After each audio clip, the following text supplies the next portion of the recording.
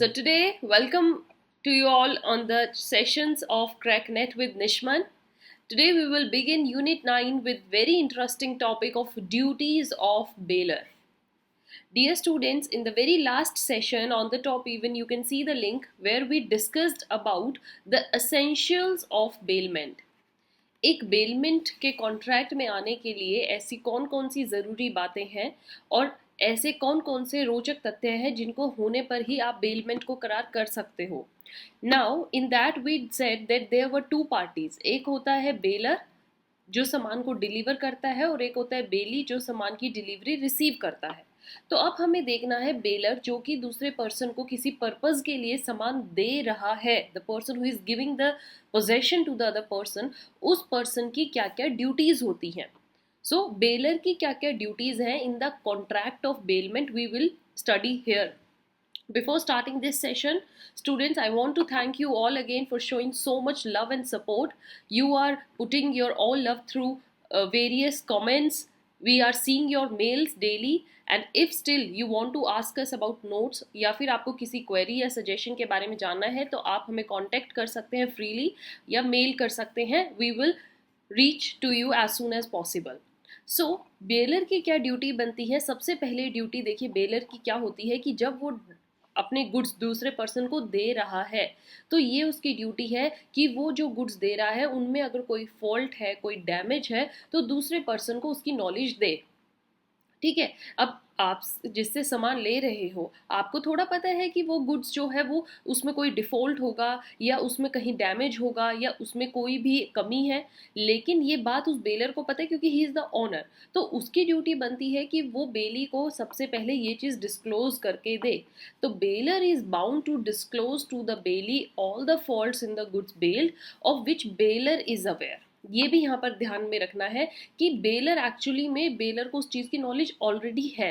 अगर सपोज करो उस सामान का उसे ही नहीं पता कि मेरे सामान में ये कमी है तो वो कैसे डिस्क्लोज करेगा दूसरे पर्सन को, राइट. मतलब इफ बेलर हैज नॉलेज या if he is aware already then he must also disclose the same thing to the bailee and which is, और वो जो डिस्क्लोजर होना चाहिए वो इतना इंपॉर्टेंट हो कि अगर उसको बताया नहीं गया तो कल वो जो बेली है जब वो उसको सामान को यूज़ करेगा तो उसके राइट के साथ इंटरफेयर कर सकता है. सपोज करो कि एक पर्सन है, वो आया आपसे कार लेने, ठीक है. तो आप जो है वो कार देते वक्त ये बता सकते हो कि जो इसके ब्रेक्स में ना काफ़ी दिक्कत है तो आप थोड़ा इस चीज़ का केयर करना और ध्यान से चलाना क्योंकि इसके ब्रेक्स जो हैं वो बहुत ज़्यादा हैवी हैं.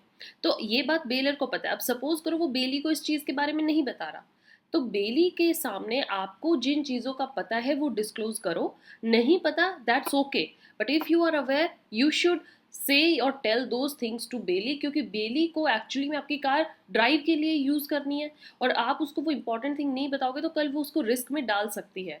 सो to avoid that exposure of risk या extraordinary damage you should aware those thing and if it does not make such disclosure, अगर डिस्क्लोजर नहीं होता है तो बेली कल उसको अगर कोई भी डैमेज होता है उसके लिए रिस्पॉन्सिबल ठहरा सकता है.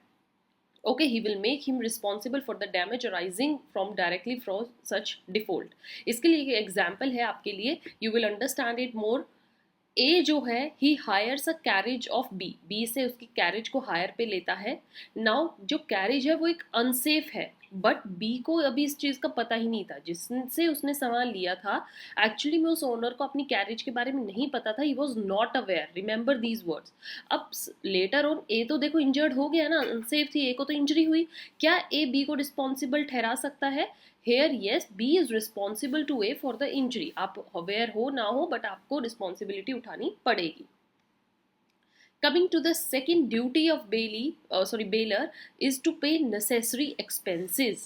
ऐसे एक्सपेंसेस जो कि एक बेलर को बियर करने चाहिए थे बट उनको कौन बियर कर रहा है? बेली. तो ये बात बेली बेलर को कह सकता है कि अपने जो एक्सपेंसेस थे वो मैंने बियर करे, आपके नाम से प्लीज़ उनको आप बेयर कीजिए, उनको आप उठाइए, वो मेरे फुलफिल कीजिए.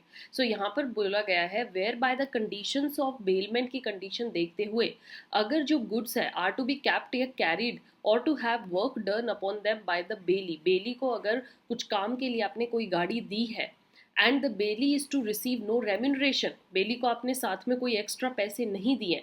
सपोज करो, ये एग्जाम्पल ही पहले हम कर लेते हैं। ए जो है उसने टैक्सी हायर करी है बी से, right, and during that journey, taxi जब आपने किसी से हायर करी, जर्नी के during major defect occurred in the engine, तो अब आप थोड़ा अपनी जेब से पैसे भरोगे। ए हैड टू पे, अब तुरंत तो ए नहीं पैसे दिए 5000 as repair charges, but these are extraordinary expenses and it is bailor's duty to pay such expenses. वो एक्सपेंसेस बियर करने की जो लाइबिलिटी है वो ऑनर पर है, ऑनर को लेनी चाहिए उस लाइबिलिटी को अपने सर पे, इसलिए he should pay all the necessary expenses. अगर बेली ने अपनी पॉकेट से उनको पे कर दिया है तो आपको लेटर ऑन जाकर उसको वो सारा कुछ रिटर्न करना पड़ेगा पैसा। Then third duty students, duty to indemnify bailey for premature termination।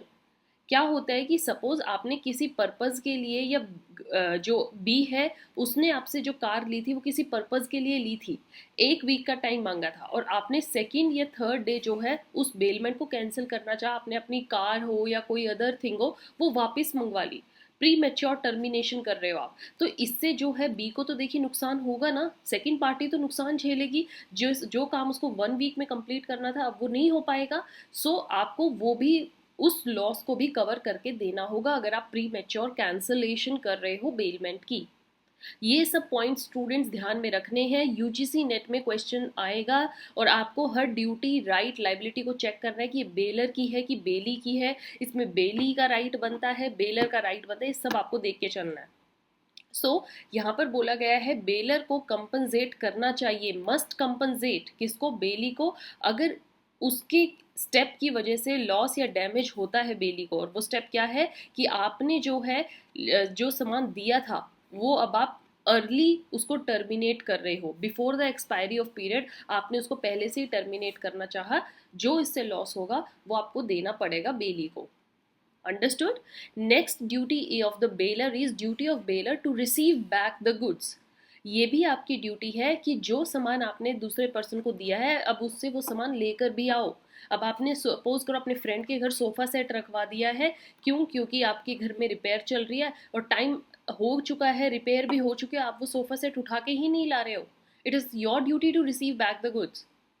So when bailee returns them after the time of bailment, जितना टाइम हो गया है, अब अगर बेली आपको कॉल कर रहा है, बता रहा है कि अपना सामान ले जाइए, टाइम पीरियड खत्म हो गया है, देन बेलर अगर रिफ्यूज कर रहा है डिलीवरी लेने से, मना कर रहा है नहीं मेरे को नहीं चाहिए, तो इसका जो एक्सपेंस होगा बेली तो बेयर करेगा। उसके घर में तो देखिए दिक्कत हो रही है ना, है ना, कितना स्पेस कवर हो रहा है सोफा से। So the belly can claim compensation for all necessary expenses अगर उसको वो अपनी कस्टडी में रखना पड़ रहा है सामान। So with this we end up this session students। I hope आपको duties of bailor समझ में आई हैं।